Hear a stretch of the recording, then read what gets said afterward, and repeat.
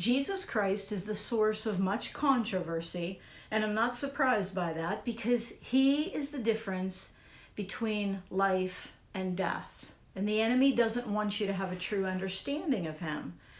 But I'd like to share with you a simple explanation of who Jesus is and why he came. You know, when I was 13 years old, a part of my pancreas completely shut down.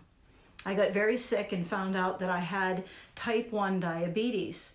And because that part of my pancreas is diseased and doesn't work, my body no longer makes insulin. So I have to inject insulin into my body from the outside. My pancreas does not work right.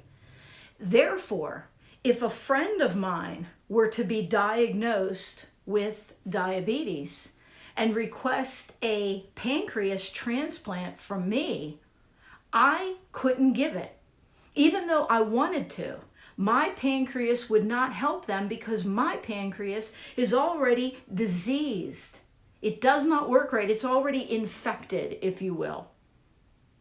Now, we as human beings live in earthly bodies of flesh, and our spirit has gone wrong. Our attitude has gone wrong.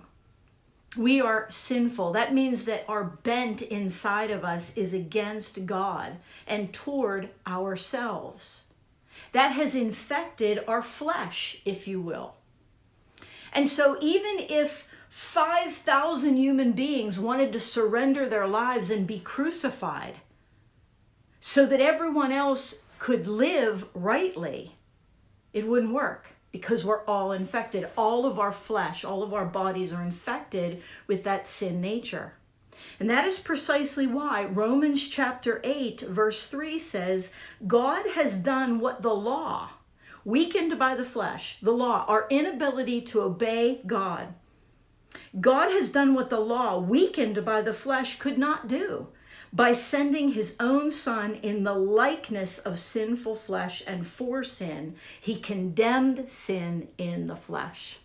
You see, God put on flesh. He put on sinless flesh. Jesus is 100% God and 100% human. He put on a real body, but his body was not tainted by that inward bent against God because Jesus is God.